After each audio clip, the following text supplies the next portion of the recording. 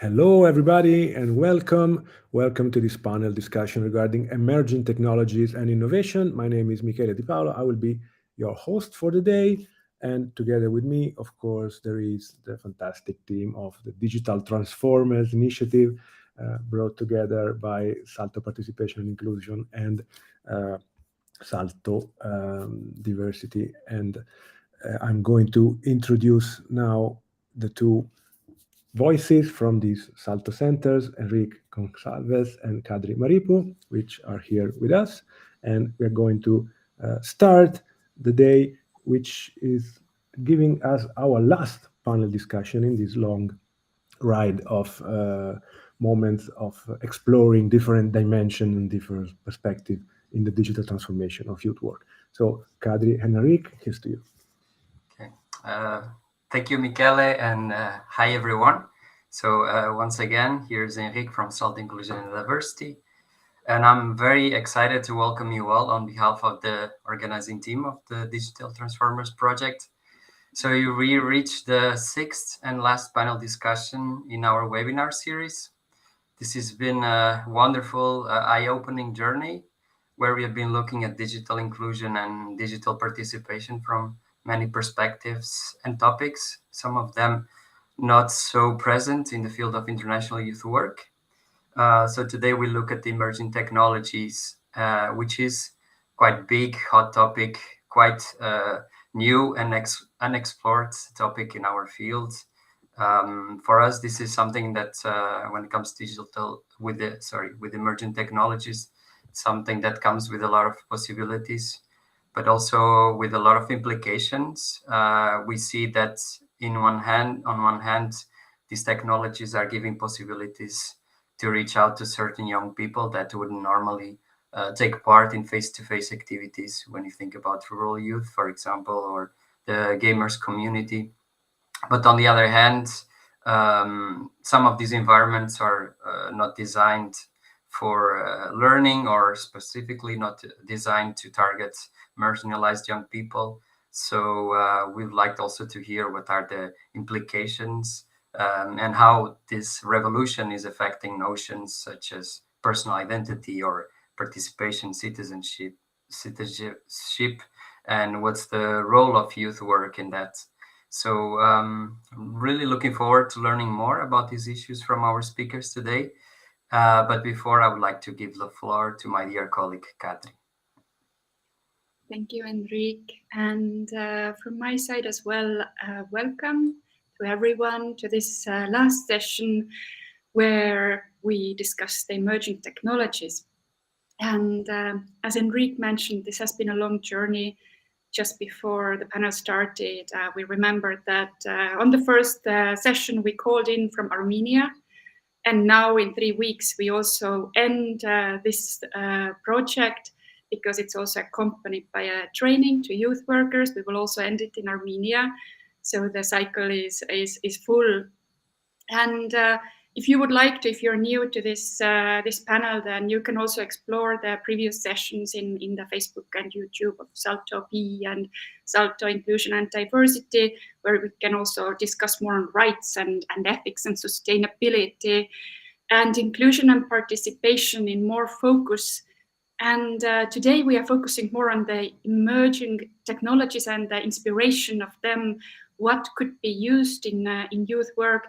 And it is very exciting topic for me as well, because in 2021 and 2022, we did a research, a mapping and gapping exercise in resources and tools available for digital transformation in European youth field. And we realized that the emerging technologies or the resources that are covering emerging technologies are the most lacking. So there is the biggest gap.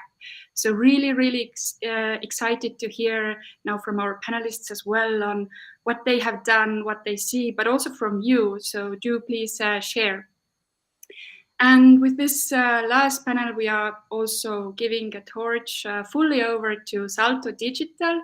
And Juha is also joining this panel discussion. and introducing their plans for the future in the end of this panel. So keep yourself involved, and you can see what they have planned for the future in developing this topic further. And in any case, I hope you will enjoy, and back to Michele. Thank you, Kadri. Thank you, Rick. I also want to mention the rest of the team, which is here behind the curtain, taking care of all the technical aspect and the connection with our audience. So Maja Drobne and Laimonas Ragaukas. And also we have, as usual, a graphic recording in process. And with us, we also have our graphic recorder for the day, Dace Anderson. So Dace, hello and welcome back. Your iPad is ready, so we are also ready to see what is going to be the graphic recording of the discussion. And in the end, we will get back at you to have a sneak peek of your production before then, of course, sharing the final and full recording through our digital channels. So before introducing and while introducing our panelists for the day, I'm also inviting you all who are attended this panel discussion on the different social media platforms to write down where you are now, where you are connecting from, and also which is your connection with the topic of the day, so emerging technology and innovation. We, from our side, are going to discuss this with a very interesting group of people, which I'm now going to introduce one by one, starting from Irina Busu. Irina is passionate about information technology, innovation, art, and artificial intelligence. She's pursuing her PhD research in international law with a focus on AI policies and regulation. She's part of the European AI Alliance, and she's a fellow at the Center for Artificial Intelligence and Digital Policy, and an emerging tech fellow at Europulse, where she makes studies about the intersection between algorithmic decision-making, ethics, and public policy, aiming to understand and explore the functioning of the technology that enables automated algorithmic decision-making and how such technology shape our worldview and influence our decision. Together with Irina, we will have Juha Kiviniemi. Juha is a digital youth work and digital education expert, currently working as senior advisor in the newly formed SALTO Digital Resource Center. Juha is also a professional in his happy place whenever policy and practice need bridging, and enjoys advocating for better strategies, policies, support, and practice for all things digital in the field. Whenever he's not working, he's probably in his workshop tinkering with technology and crafting with leather or spoiling his cat. And also we will have with us Barry Hohi, the founder of Hologen. Barry is a digital artist and educator with over 20 years working in the UK and Irish education and youth work sectors. Throughout his career, he has worked with a diverse range of harder-to-reach young people, striving to incorporate digital learning and future skills into his programs. Over the past 4 years, Barry has been exploring and incorporating immersive technology, such as virtual reality, VR, into his educational and youth work practice using a range of multi-user platforms. Okay, these are our three guests for the day, and of course, together with them, there's all you out there. So please let us know, as I was mentioning before, where you are connecting from and which is your connection to the topic. As you understood, we have two experts on two specific forms of emerging technologies. We will be discussing artificial intelligence, AI, virtual reality, VR. Of course, there are other emerging technologies to consider. We are curious to hear from you which are your other emerging technologies which you would like to consider, or you are anyway considering using or considering to use in your practices. So let us know in the comments. And meanwhile, let's get to our panelists, our guests. First of all, welcome the three of you. As usually, I would start with the first round, sharing the same question for the three of you. So we are here discussing emerging technology, innovation with an eye and a perspective on the youth field. I would like to ask you, first of all, how would you define the innovation in the youth field and what it had or has to do with emerging technologies of any kind, in your opinion.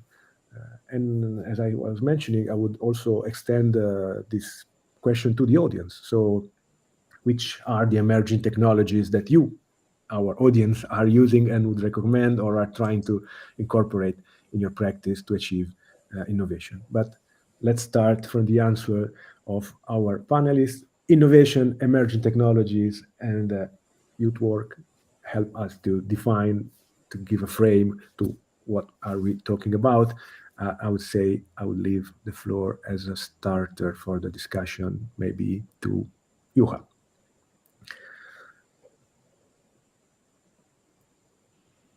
Of course, the shortcut for unmuting is not working. Thanks for the first hot seats. I mean, the way I see it is we often in the youth field, we do not innovate actual technology, but rather we innovate and reinvent youth work practice constantly, often based on a new and emerging technology. Now, new and emerging for the youth field is maybe something different often than for society, or especially the technology field, which is far ahead from the youth field in terms of innovation. I would say an emerging technology from the youth point field of view is something that is not used yet, at least in a widely adopted way in the field. I mean, it might be QR codes or NFC chip, which is something already existing for quite a while, or it might be AI that's really making a breakthrough in the mainstream. But whatever kind of prompts the reinvigoration and reinvention of youth field and youth work practice, then that would for me be this innovation in the youth field. Thank you very much, Juha. I want now to ask Irina to come in and to help us widen this definition, of course, for starting from her perspective. Please. Yeah, thank you, Michele. And I would like, basically to second everything that you has just said. But also to me, I guess the intersection between emerging tech innovation and how that gathers around youth work can be defined as sort of like the integration of cutting edge technologies or like tech tools and practices aimed to enhance and transform youth work in ways that would foster innovative outcomes. And here I think about emerging tech such as AI or VR that we're going to talk about today, AR also, blockchain, IoT. All of these basically have the potential to sort of revolutionize the way youth work is done. They can be used to engage young people, facilitate learning and skills development. They can also enhance social and emotional well-being. And basically, like, this is how all of these three areas interact to me. Yeah. Thank you very much. Now let's get to Barry. Do you agree, Barry? Do you want to add something? Do you have your own definition and perspective on the relationship between innovation, emerging technology, and youth work? We are curious. Please let us know. Absolutely. And thank you for the opportunity today. Good afternoon to everyone. For me, I think it's kind of looking at where young people are and matching it to where we are in terms of this digital revolution that we've spoken about already.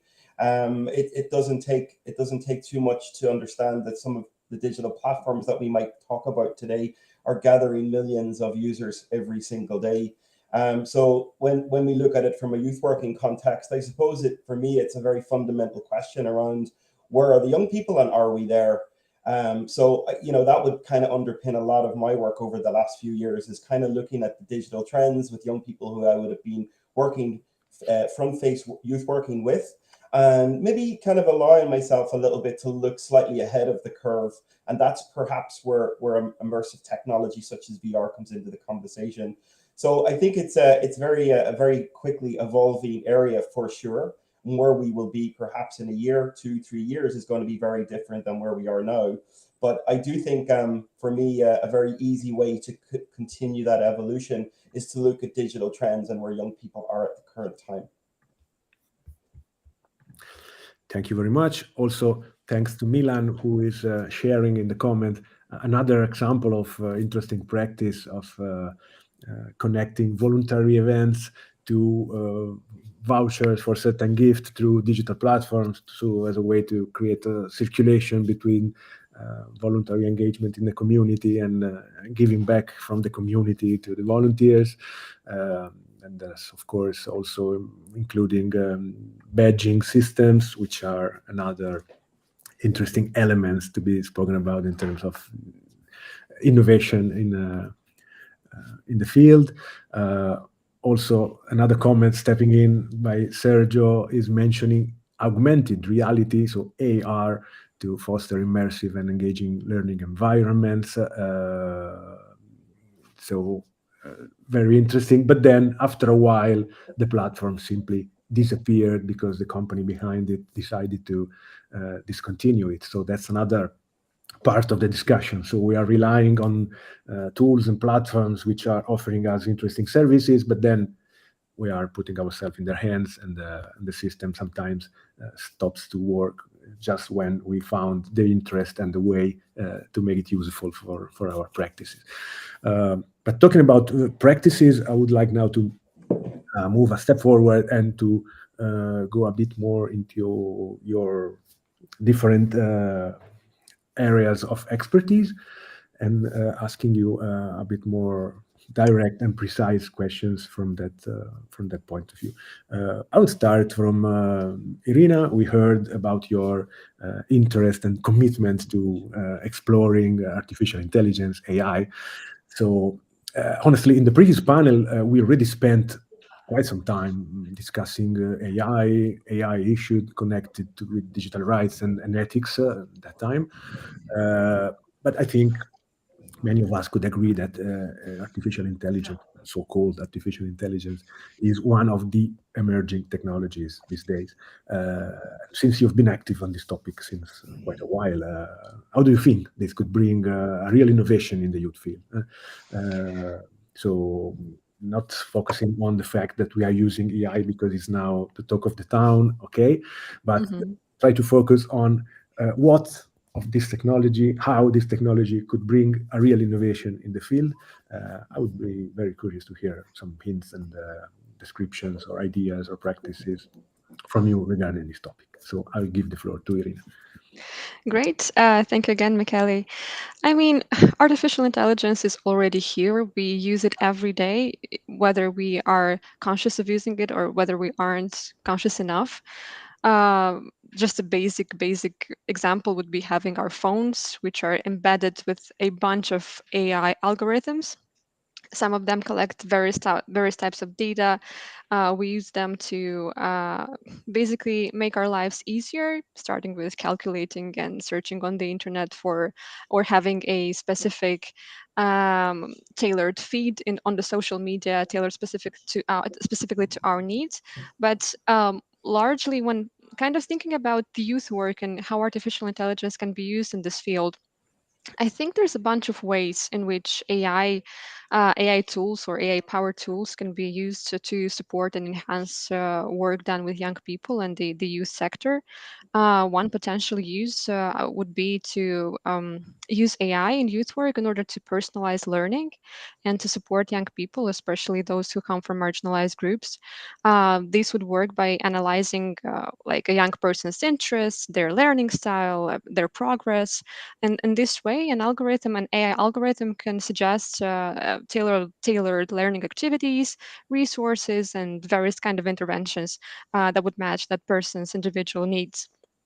Other examples of how AI can be used to enhance the field of youth work would be to kind of help youth workers to better understand the needs and experiences of young people, again, by analyzing the very large data sets of demographic data, behavioral, and also social data.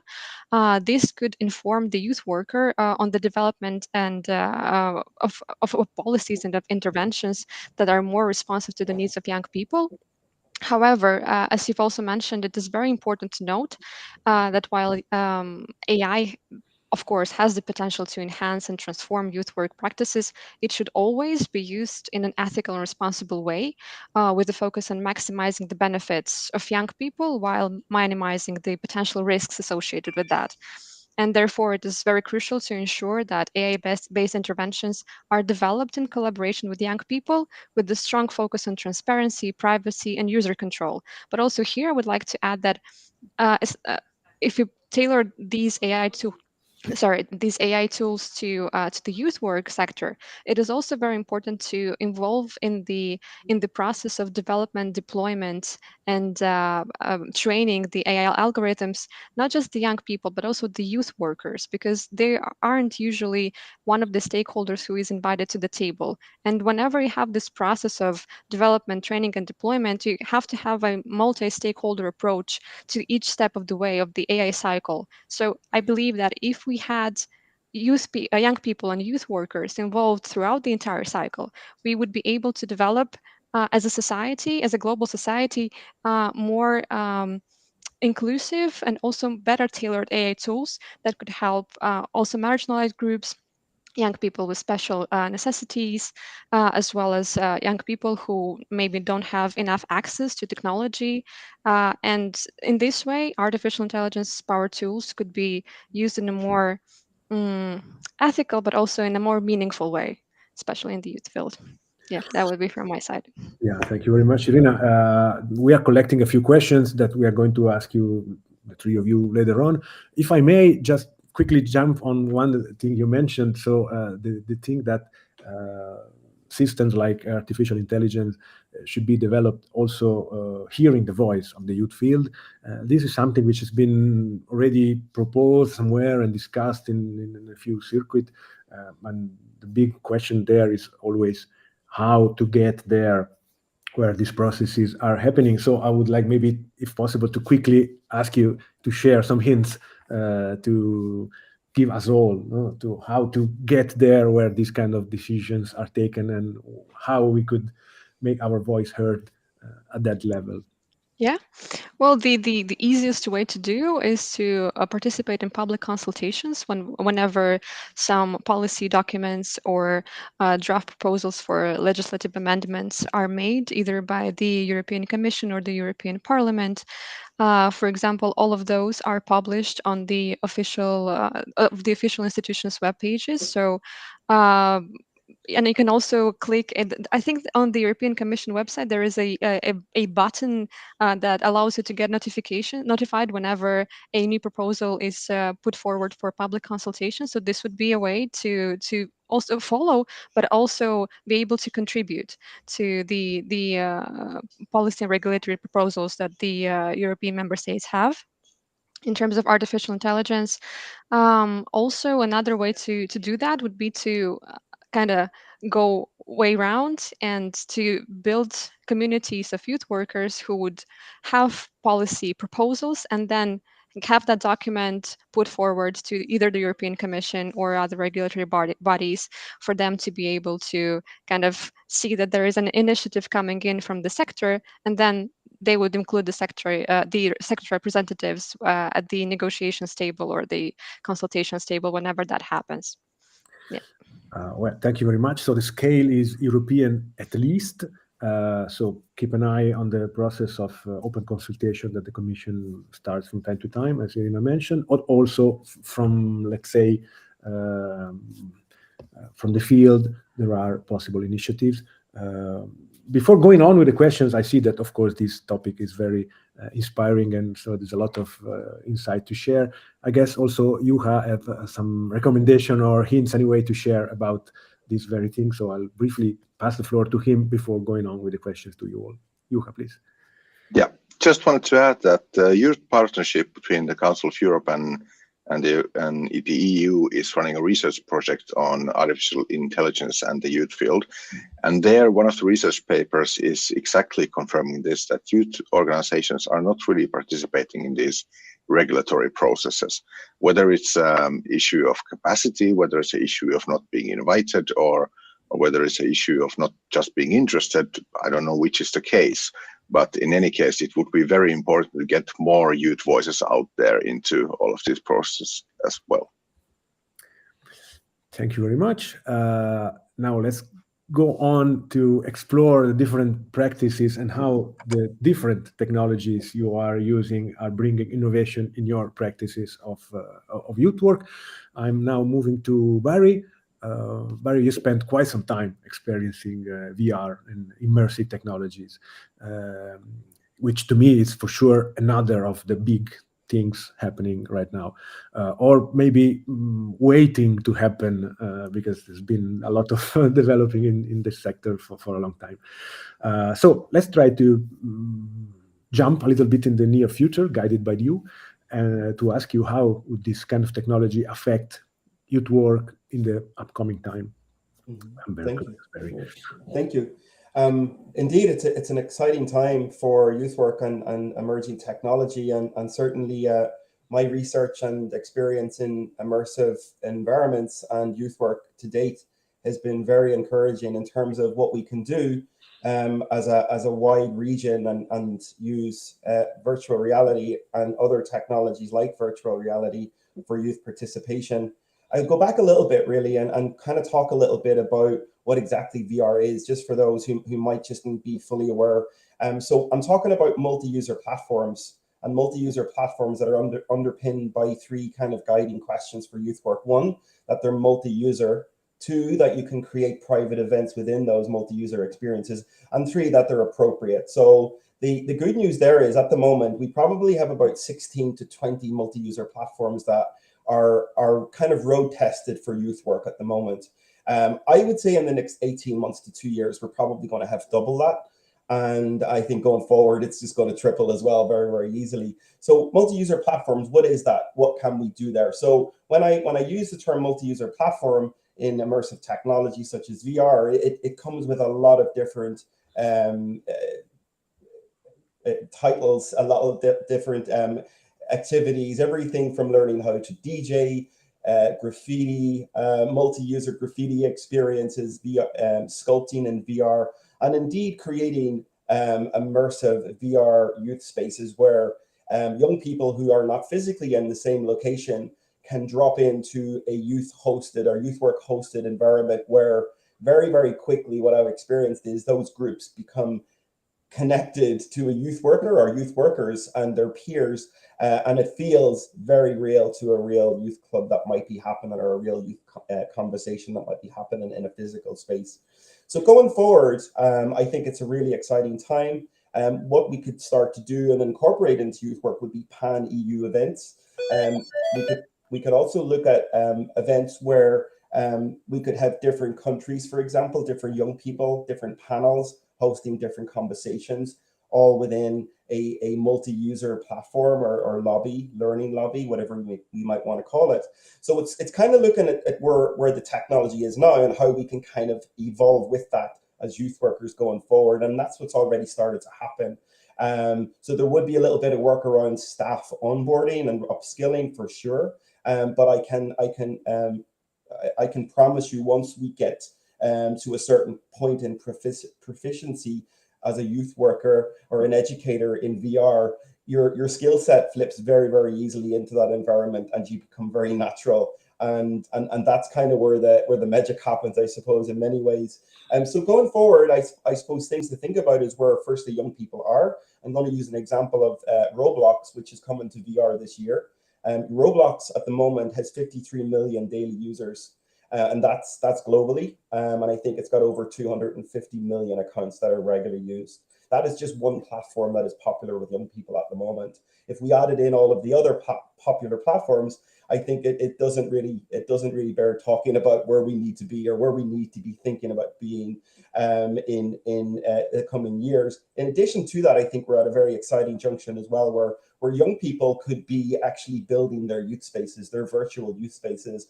And youth workers will be the guests to those spaces. I think that's a really exciting place that we are on the cusp of being able to prototype in the coming, I would say in the coming year, we could prototype that. The last thing I would really point to is looking at kind of historically overlooked regions and young people who would be placed and living and residing in those places. I think immersive technology now offers the huge opportunity to look back and bring in young people who have been left out of the conversation for reasons because of where they live or an additional challenge in their lives.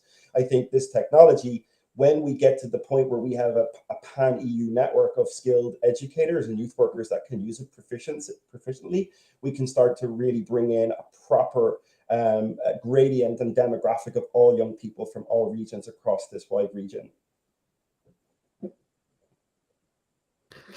Super. Thank you very much, Barry. Yeah, there's a lot of things which are part of the ongoing conversation regarding, youth work and digital youth work and innovation and digital transformation in youth work, in what you said and in what was heard also before. So the idea of going where young people are. So this last news about Roblox going VR, it's very interesting news for a lot of people using also, for instance, video games as an educational tools. And so on. So my last step now in this part of our discussion will be approaching Johan and asking him a direct and personal question. You've been experimenting and experiencing youth work and technology connections, since a long time. You had a publication regarding the maker's perspective in youth works and many more. Now you are, as we heard before, the senior advisor of the new SALTO Digital.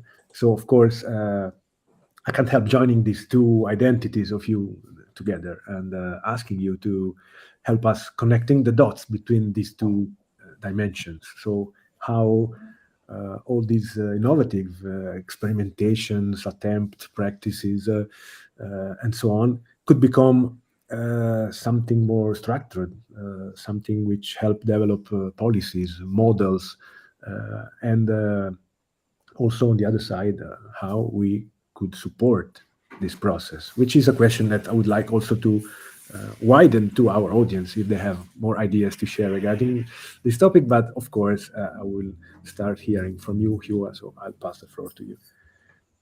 Yeah, thanks, Michele. As I mentioned in my presentation of myself, that my happy place is between policy and practice, and that's kind of where this kind of my statements will lie as well. I'll start from the top. I'll start from policy, even if, like Barry said, the practice is where the magic happens, but there's a lot of things that need to happen before the magic can happen, so to speak. Yeah. So I feel like there needs to be a lot of policy and a lot of strategic thinking around re-innovating youth work practice before it can really become commonplace and become the part of the daily youth work curriculum. There is already a lot of, I think, really interesting stuff and interesting kind of culture shift happening around this experimentational culture in youth work, but it's not always very strategic, in the sense that we are experimenting with cool technologies, we are experimenting with interesting approaches, but we really struggle with how to move that into long-term practice in youth work. An interesting example of a policy framework like this is the Digital Education Action Plan. Now, if someone from the youth field is wincing a bit in the audience, this is indeed for the youth field as well, even if it's called education. I know that a lot of us don't feel that the identity of educators is for us, but I think we are indeed non-formal educators in the youth field as well. So it's very much relevant for us as well. And it contains these kind of interesting things that help us also foster this culture of innovation. For example, it calls for better infrastructure, that it needs to be there. And some technological approaches just simply need that infrastructure as well. Also, the Digital Education Action Plan, as well as many other policy initiatives, they contain funding instruments, which are crucial for actually developing youth work practice, which often happens in projects. And these policies and these programs have those instruments in place as well. I mentioned the Digital Education Action Plan, but also the Council conclusions on digital youth work are a good starting point. They give a really good framework of how digital youth work can be approached. Now, the other thing when going down the ladder is, of course, this organizational culture like does our actual working environment really allow us to experiment or not? And that really comes from what the policy is calling for, and that is what the organizations will in a way implement. Not directly, of course, there are local considerations and context to consider, but it all trickles down from the policy. Yeah. So we need to figure out within our own organizations, how do we foster the kind of culture that really encourages this kind of strategic experimentation, so that we develop better practice that really can go into the organizational practice in the long run. So we are not in the situation that when someone like Barry, for example, decides to change jobs, all the good VR practice goes with him because no one else is doing it. It's just this one guy, whether it's Barry or Irina or Michele or myself. Yeah. So it needs to be really in the day-to-day bread and butter of the things. And one tool for that is there are several guidelines out there for organizations. There are newer frameworks, there are older ones, like from my previous employer Verke, that really look at how the organizational structures and strategies and cultures can be developed so that it really fosters this kind of innovation. Well, of course, to experiment, we need to kind of know what we're doing. Not all the way. The experimentation is always about really jumping into the unknown as well, but it can be helped a lot by having the competences to kind of have the grasp of the big picture, what we are experimenting on. And the Snack on Digital Youth Work, which has been an initiative of 16 different European states, has come up with a part of the output of that project is by our lovely Estonian colleagues, has been a framework of digital competences in youth work as well. So there will be tools and kind of frameworks to evaluate, do we have the competences to figure out new exciting practice or not? But finally, it's about where the magic happens. So it's about the practice. I believe it's a question of whether we can really examine critically what we are doing, if we are open to actually reinventing and innovating it, and do we really have that shared understanding of what it is that we are doing? I think partially COVID showed that even if we felt that we know what we are doing in our daily youth work practice, often the case might be that we thought we have a shared understanding, but all the practitioners around that practice kind of had a different idea of what it is that we're doing. And likewise, when transferring practice to a digital environment and an online environment, the question that came up often was, well, what are your actual goals that you're trying to do? And figuring that out gives us a much better starting point at all this experimentation when we are clear on the goals and values that we have. Now, a really good, again, shout out to my former employer, Verke, a really good material for innovating practice is InnoBox. That is a free and open source material for really kind of ripping apart your lovely youth work practice and figuring out how to do something cool with it. I highly do recommend that. Now, finally, I must mention research, because research should be around all these kind of steps along the way, and looking at practice also, impact evaluation and proper research on the topic, so that can in turn inform policy, so we can start the cycle again. All right. Thank you very much. Now, a few comments and questions are meanwhile coming, and just discovered that we are also being watched by a whole young people youth club somewhere in Finland. So I would like really to say, hi guys, great, and let us know your impression too. But there is a very interesting comment/question by Damian that maybe I would ask you to comment your way, starting maybe from Juha, but I'm very interested in hearing also from the rest of you.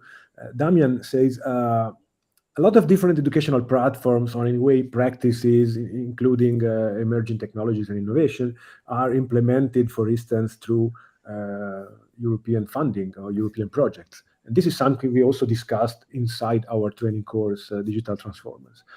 And sometimes these projects have very bad, let's say, sustainability, because at the end of the funding, at the end of the project, is the end of the practice. So this could be an interesting question also to bring up and to ask the three of you, how this innovation, experimentation could find a way to being developed and kept alive when the funding is over, when a project arc is going to conclusion. So how to bring on what we are doing in terms of emerging technologies and innovation in youth work. This is the question I'm picking up from Damian and maybe making a bit wider and asking back to the three of you. Maybe, as I said, I will ask Juha to start, but I'm very curious about also what Irina and Barry can then add to the answer. Please. Yeah. Michele, I think, said it that when the project ends, the practice is over, but this really shouldn't be the case. I mean, project environments are where often new youth work practice developed, not only in digital youth work, but in other youth work approaches as well. And this is, in a way, unfortunate. Like, there are no sustainable funding schemes. I wish I had an answer like, yes, you can apply for this and then all will be better. But I would advocate more for focusing on practice. I mean, the way I see it is that project environments are really good for testing out new things, for experimenting, and for figuring out if a new practice is viable. But even if the funding goes away, and let's say in a digital sense, if that platform and that technology goes away, the practice shouldn't disappear. So I have a feeling that at least part of the reason is that if the practice goes poof every time projects ends, then we're actually been focusing on the technology instead of youth work practice. And it's maybe a question also of how do we build projects, like instead of focus on a singular approach, it should be more about this meta level.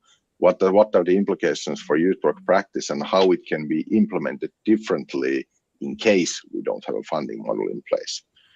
Again, I wish there would be a sustainable funding model in place. It would be handy, but I don't have an answer for that part. Thank you. Yeah, I know, of course, it's a tricky question. That's also why I wanted to hear from the three of you how things can anyway be brought forward standing this situation. So I don't know if Barry or Irina have other... Yeah, Irina, please, ideas to share. Let's go. Yeah, I mean, I work in project implementation every single day. So to me, the fact that certain platforms disappear once that the funding is over is sometimes an indicator that either the project wasn't very well thought of. I mean, at the point when you start to develop a product, you have to think about that. Obviously, if this is a European fund, it won't last forever. So we have to think how this product is going to be viable after the finalization of the implementation of the project itself. And one good idea to do is to, as Damon has said, is to implement a small business model within the product. So if this is a platform, some of the services that the platform offers could be made for money. Users could pay even a symbolic fee, like for $1, €1, or whatever, just in order to be able to sustain the viability of the platform itself after the funding of the project is over. And another very good idea is what you have said, is to have practices that complement the product itself. Practices to use that product. And if the funding is over, then the practices are still there in place. It's like a TOT. People are using the practice to spread it to other people who might find it useful. And that's how the platform remains alive throughout and even outside the cycle of the funding of the project. So yeah, that would be my input for this. Thank you very much, Irina. Maybe everybody wants to add something? Sure, I would just, I suppose, add to that as well and kind of look at, I suppose, being multifaceted in terms of how many platforms that are being used, perhaps. If one kind of ceases to exist, for example, there are other options, and the learning and the skill set and the work and everything that has been done can carry over to other platforms going forward. So I suppose just placing everything on one platform is maybe not a good way to begin a project.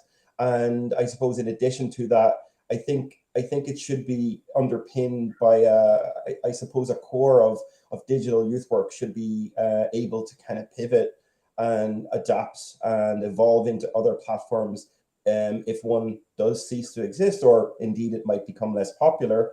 I think it's something that should be at the forefront of any project before it begins. Thank you very much. Thank you very much. Also, thank you very much to the three of you for this on-spot answers, which are somehow highlighting a kind of a red thread going through also the previous discussions that we had in other panels, tackling topics like sustainability, which also was a part of the training course we are also realizing under the big title Digital Transformers.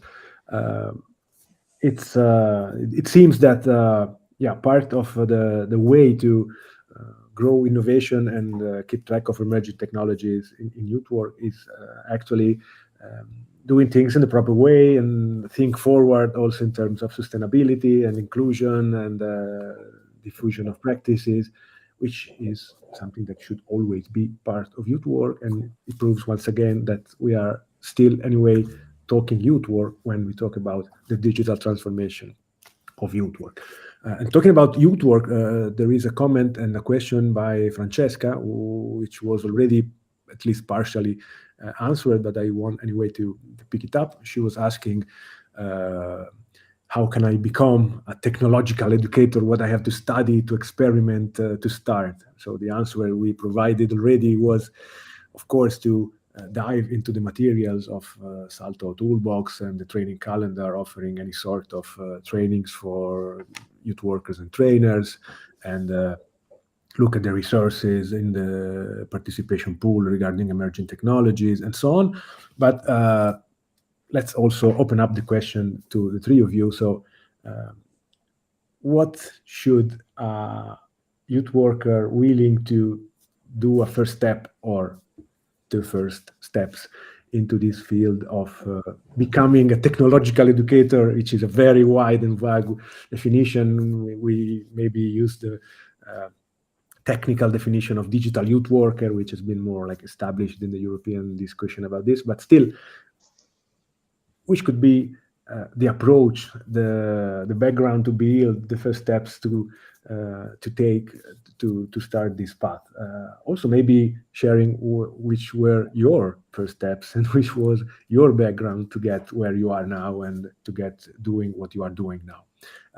I see Barry nodding a lot, so I would maybe him to start answering, and then we see if other participants have more answers to share. Please. Thank you. I suppose for me, the journey happened as an artist. I tried a VR headset maybe 4.5 years ago, and my mind as an artist was completely blown at this fully immersive 3D environment. And immediately after that, excitement sort of died a little bit. I got excited, re-excited as a youth worker and educator, because I was thinking already about how this could work as if it was a multi-user experience. And that's where the kind of the spark happened. So for youth workers that are out there who might be interested in finding that spark, I suppose with immersive technology, there's already a growing range of different activities that you could incorporate into your own learning and upskilling. I'm going to use photography, for example. So finding something that you're interested in and then incorporating it into VR is something that could be a really good starting point, because you need that kind of interest to be able to use the technology and want to go back and kind of learn this in maybe a little bit of your own time. So using photography and 360 camera, you can import some of these images and some of this footage into fully immersive experiences, which as a photographer, a filmmaker, is really exciting. But if this was a project with young people, I think it could be really, really interesting in being able to kind of showcase work in a virtual space with other participants. So for me, I think the first steps in getting started would be maybe to access some equipment.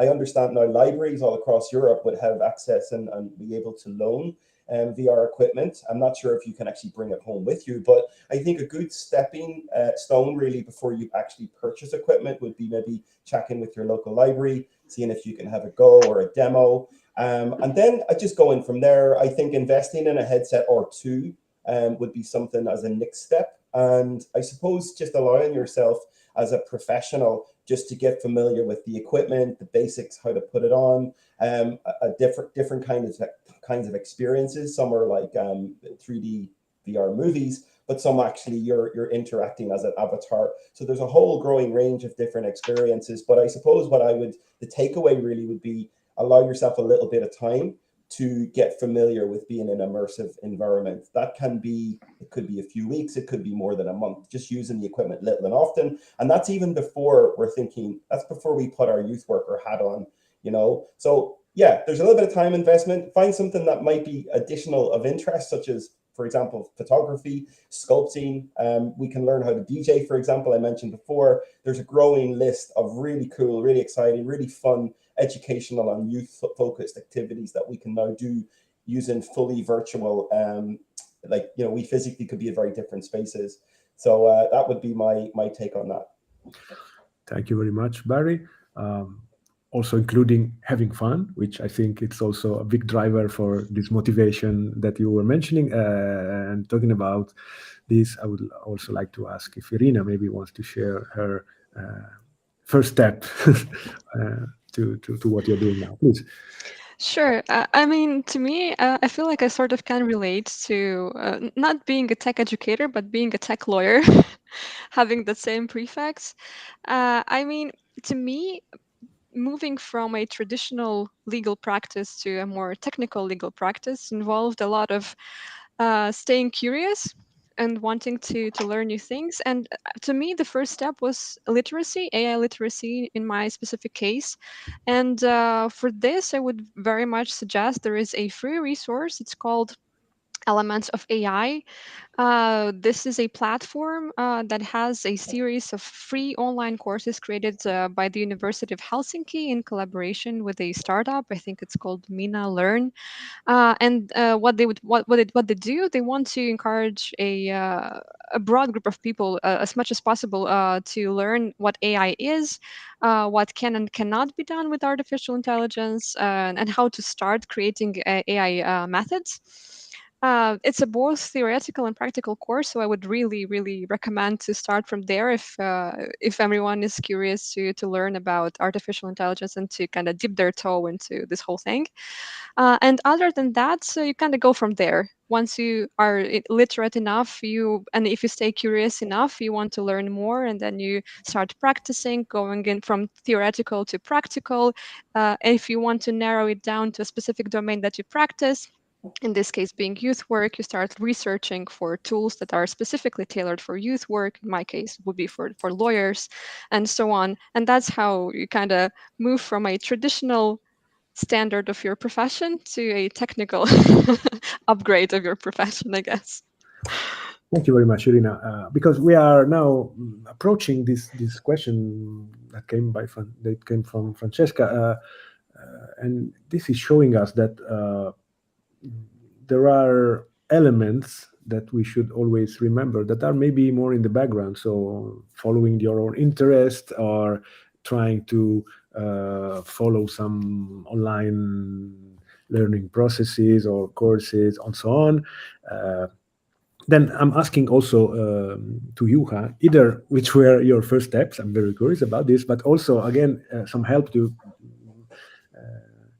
connecting the dots and to make it more visible how indeed dealing with emerging technologies and innovation in youth work and in digital youth work even more, it's very much about don't quit your own maybe strange or geeky interest and find a way to make them work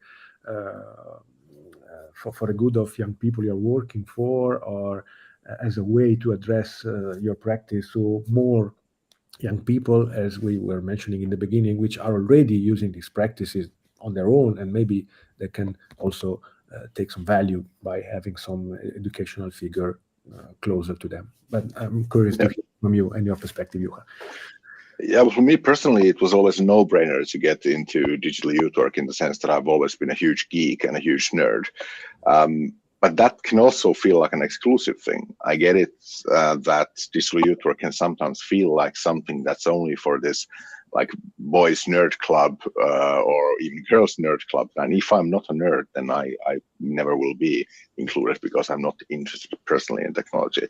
But we are interested in a lot of things, like a bit of like what Barry and Irina both said, that to quote, I believe, Charles Bukowski, the famous quote goes, "Find what you love and let it kill you."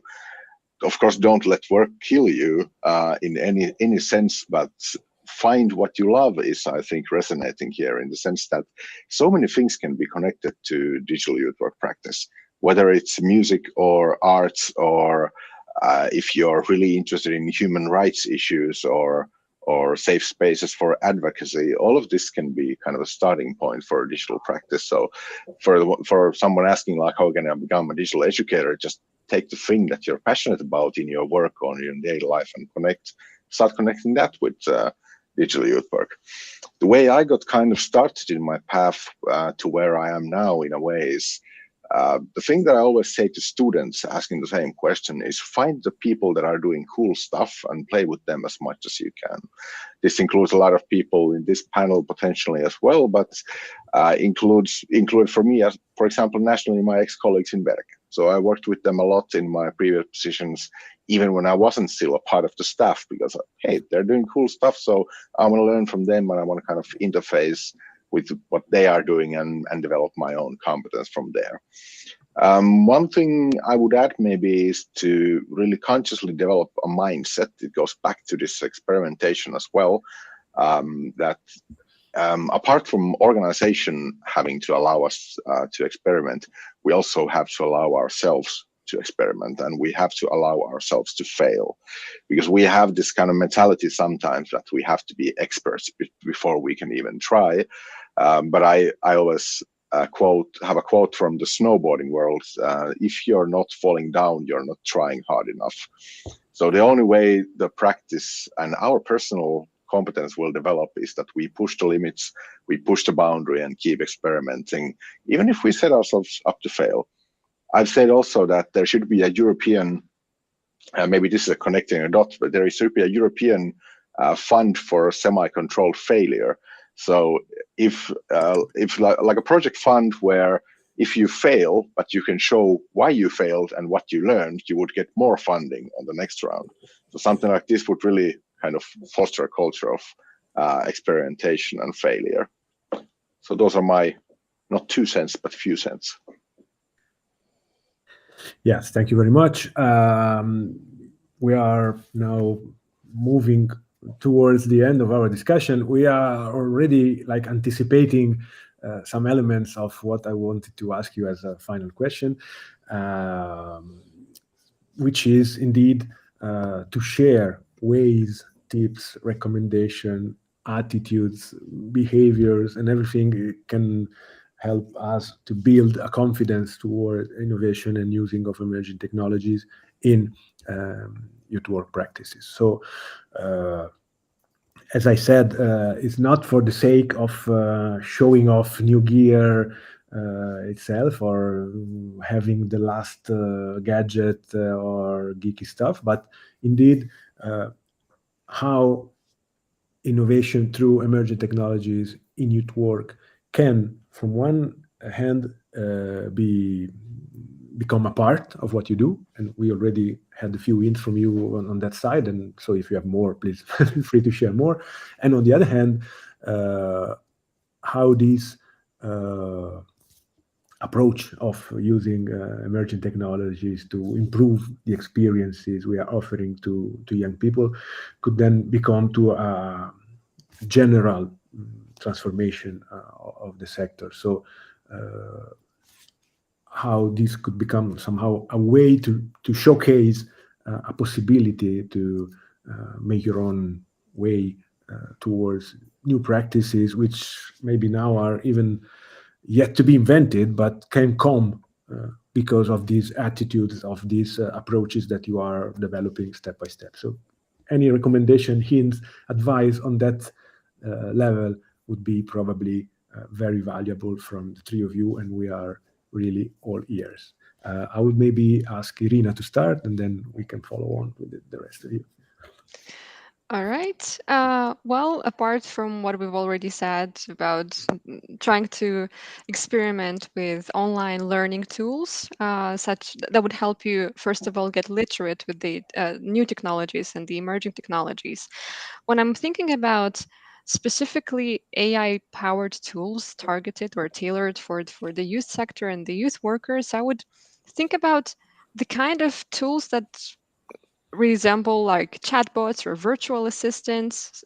They could kind of provide support, for example, to young people 24/7 in relation to various situations that they might encounter.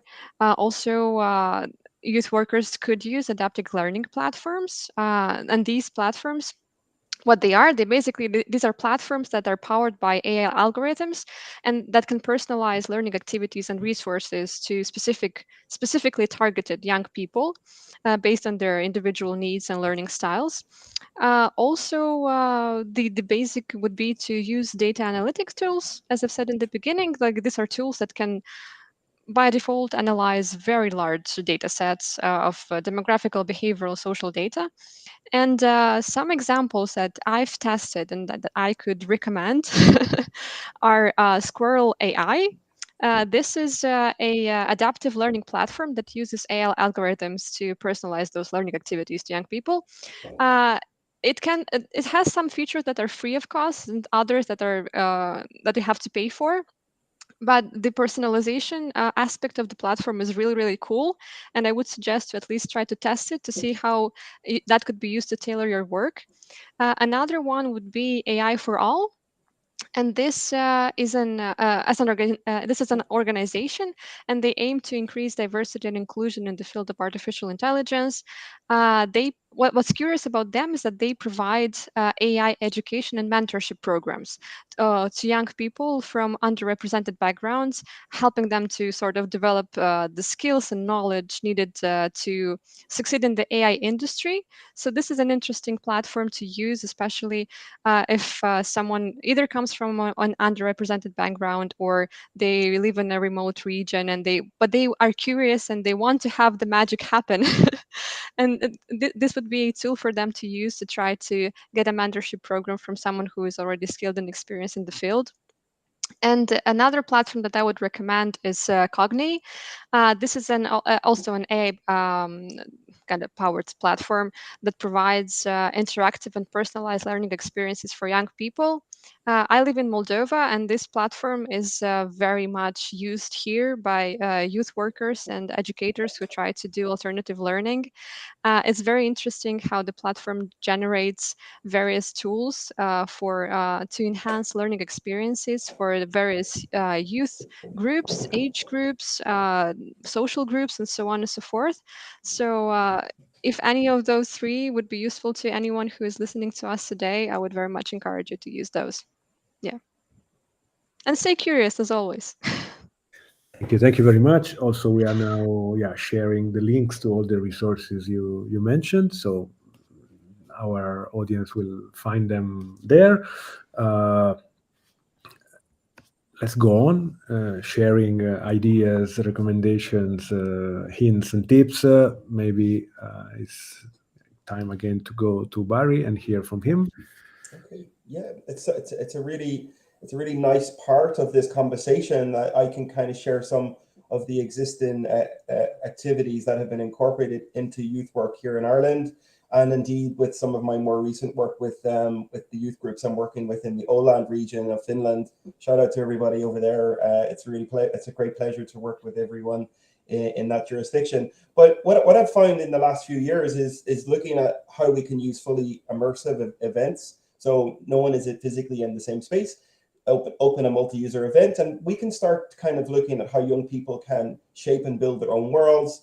Another huge interesting area within young people of the groups that I've been hosting over the last few years is building and creating and designing their own avatars, which we find which is a really it's a really vibrant part of the conversation that you will find actually in a 30 to 40 minute call or meetup, in VR. You might find that young people tend to change their avatar several times, which as a youth worker, it can be quite challenging to keep track of who is who and who is what character at any given time. But again, it's the way of the world at the minute, and certainly it's how young people are choosing to kind of communicate and interact with each other, and it's really exciting. So looking at world building, virtual world building, again, I mentioned Roblox, but we also know that Minecraft is hugely popular, and I do hear that Minecraft may be coming to VR experiences in the near future also. But looking at also the gamification, how we can be digital citizens in VR, and how we can interact. And what I've also found here in Ireland is that young people who may not perhaps invest in a youth activity in a physical space may be a little bit open to something like mindfulness within VR context, which again, within boys, for example, I think there's a huge value to that, where we're looking at a growing demographic of young people who are online, but who are maybe more open to the idea of a 5-minute mindfulness kind of routine and focusing on breathing. I think there could be something there that would be of huge value going forward. In addition to that, I think it could be a really good idea to look at kind of regions and different countries and look at kind of regional contests, show and tells. We could be looking at incorporating business opportunities in terms of the young people pitching ideas, sustainable kind of solutions to issues that's happening within the environment. And again, I think there's also a conversation in how we could look at immersive technology such as VR and intertwine that with existing EU programs such as youth exchanges, where perhaps if two youth groups were going to spend some time together in person in the summer, we could kind of have a lead-in time where they're meeting in VR as avatars in the lead up to that, where icebreakers, name games, all of that really nice kind of important thing material can be done in the lead up to an actual in-person event. So there's lots of ideas. There will be even more ideas as this technology evolves, and the tapestry of different experiences and apps can be increased for youth work. At the minute, as I mentioned, we have about 12 or 14 apps that are ready to go. I think with that, it's going to get more interesting in terms of how we can incorporate immersive tech into youth work on an EU-wide scale. Thank you very much, Barry. And let's hear also from Juha some recommendation, ideas, advices, how to bring emerging technology more to youth work. Yeah, my list of links was already in the chat as well. I'll go from top to bottom to save the best for last, to go last with the practice side of things. I think societally and policy-wise, the youth field and all youth work organizations and all youth workers simply need to engage more, whether it's on a discussion about emerging technologies like artificial intelligence, or whether it's a new policy initiative on the EU level or on national level. We really need to be more there in the discussions and around the tables. I believe that if we aren't invited, if we ask to be included, then we will be included, because youth work is so valued around Europe as well. And that'll help us to also shape the policy in a way that will help us really experiment. As far as new practice developing in projects goes and new practice developing in general goes, we really need to be better in assessment. We need to be able to better show what the impact of our new approaches is, or what we learned from experimenting with a singular technology or singular approach. Not just saying that we think it was okay, but rather we need to be able to show how it was. Yeah. And when we go to the level of singular practitioners, what keeps popping up over the years, time and time again, the only way that we can future-proof ourselves for the next emerging piece of technology is changing our mindset. So Irina said, stay curious, and that's really in the core of it. We need to stay curious. We need to be aware of our own thinking. We need to be aware of our own attitudes and competences and skills, and all of this stuff to kind of build a mindset that is constantly open for experimenting with new technology. And the most concrete thing I can say about youth work practice is that it's easy to be worried about whether we are able to use the new technologies to the full potential or not. But I would say to every single practitioner out there that you are already superstars. My example comes from Mozilla Festival, which is a huge tech event in London. And once I mentioned that I come from the youth field, I work with young people with digital devices, they stopped talking about their wonderful, interesting pieces of technology, and they want to know more about youth work, because there is really a need for youth work that is happening, and we know what we are doing in the field in terms of youth work. So even if we struggle a bit with the technology piece, it doesn't matter, because it will be golden anyway, because we have the core, the important bits, so the youth work is already there. So don't fret, just experiment with whatever comes our way and have fun. Yeah. Thank you very much, Juha. Thank you all, actually. And I also want to share one comment coming from Milan in our platform, saying that also don't be afraid to ask young people to help you out when it comes to digital tools, especially when it comes to media, where they already are, as Barry was mentioning from the very beginning of our discussion. So social media, Discord, gaming platforms, whatever, could be a way to innovate your practice, also including your target group together with you. Yeah, thank you again, the three of you. It was really a super interesting discussion, and I would like to, go discussing these topics for a couple of days more, but indeed our time is running out. So it's about time to show, at least have a sneak peek to the graphic recording of the discussion. A lot of elements were shared, a lot of issues, a lot of topics. So we have our boxes, and in our boxes talking about how emerging technology and innovation can have an impact on youth work. We can see, apart from your three faces, also some elements which were mentioned during your different answers. Maybe we can make it a bit bigger so we can have a better sneak peek. Yes, thank you very much. Thank you very much, Limonas. So yeah, fail was also mentioned in some comment that I was reading now by Thomas. We need to fail to learn how to do things better.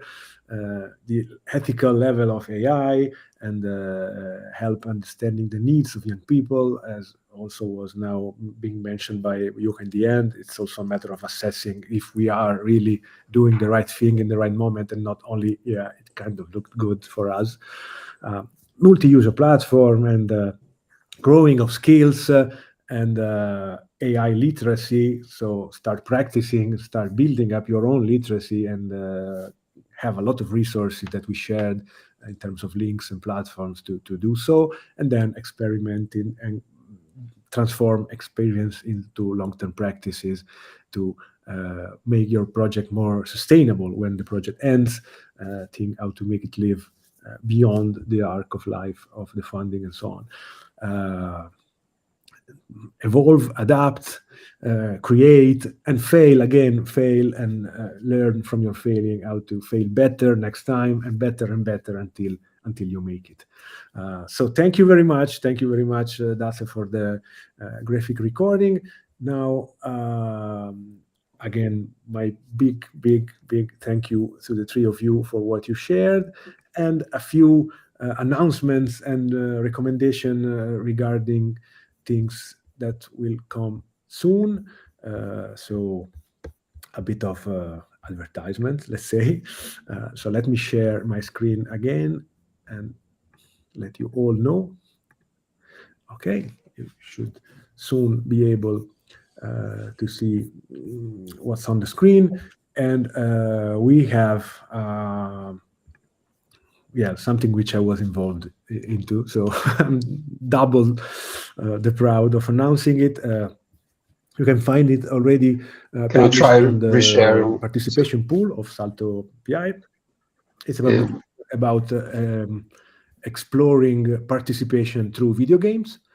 And I've been created it, but there are also contributions by other authors, such as Panu Rasanen from Verke and fellow trainer Carmine Rodi Falanga. And in this publication, we try to explore some ways to achieve a little bit of innovation in terms of youth participation using video games, some of which were mentioned already, Minecraft, for instance, also by our panelists.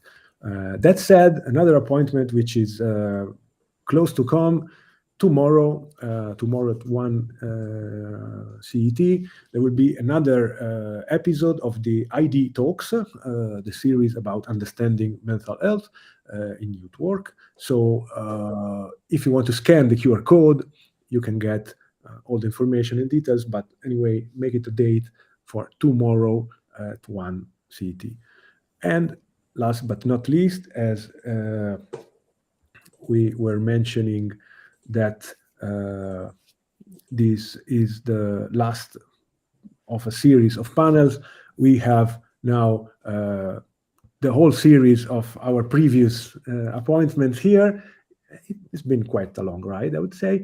And all the articles and the edited videos for each of these 6 panel discussions regarding these different topics: understanding the digital transformation, digital inclusion and participation, sustainability, well-being, ethics and digital rights, and today, emerging technologies and innovation, will be soon available on these platforms. So the participation pool and the Facebook pages of SALTO Participation and Information and SALTO Inclusion and Diversity. That said, I want to pass again the floor to Juha, which it was mentioned already.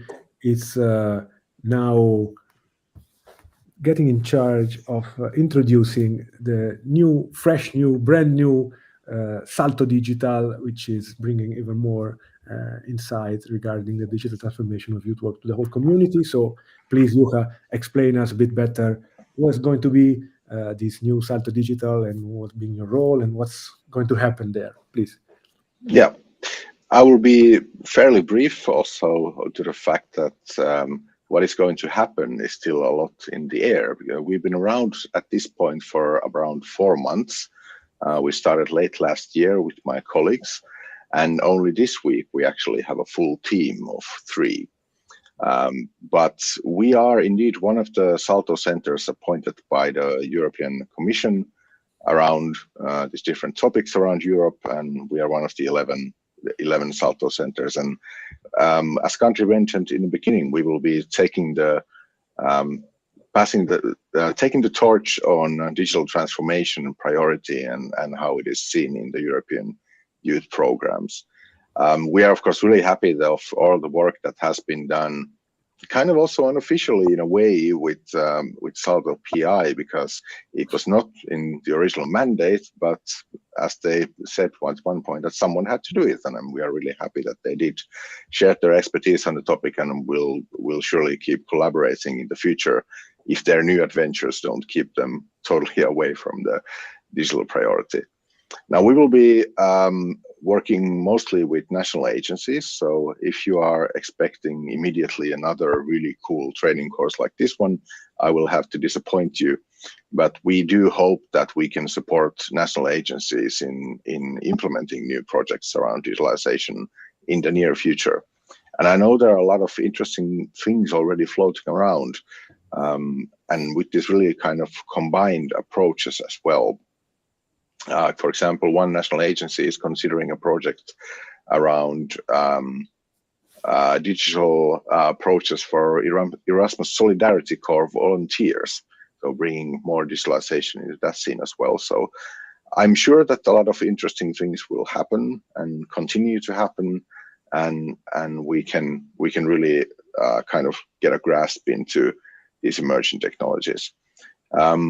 And one thing that we will surely be exploring a lot also in SALTO Digital is how the digital priority in the program interfaces with other priorities, like, for example, inclusion. How do we look at digital inclusion, or how do we look at sustainability versus technology? All of these kind of really interesting and really deep topics as well to explore. And one way we'll be doing that is everyone has to have their own webinar series, so we have one as well. We have SALTO Digital Dialogues. First 2 episodes are already on YouTube in case you want to watch them, and they will become there as we have them once a month. So this month we're talking about competences. Next month we're talking about gaming. Then we are talking about digital inclusion, etc. So there's really a lot to dig in there as well. And hopefully we will also have really a good spot again between policy and practice, in the sense that the Commission, of course, expects us to help national agencies implement policy into the field, but also we can act as the advocate for all the organizations in the field for better policies as well. So you can find us online, and you can contact us also with anything you want to pass on up the chain. So we are happy to work with everyone in the field. Looking forward to where all this goes. Thank you very much, Juha, also for sharing with us what is brewing there in the new SALTO Digital Resource Center. And now I would ask you to give a little bit of celebration to our team as well. So I'm calling all the team with me online, Enrique and Kadri, and maybe also, yes, Maya and Limonas is possible, and that's because, as we said, this is the last appointment of our series of online discussion. We started at the end of September. It's now the end of March. It's been, as I was mentioning, quite a ride, and I'm very happy that we made it so far. I think also with a kind of very valuable impact in terms of what we produced and shared, but that's up to you. So please let us know in the comment. And I don't know how to do it. Let's do it all together, but let's find a way to say thank you, everybody, and see you soon. Maybe at my count of 3. Let's do it. 1, 2, 3.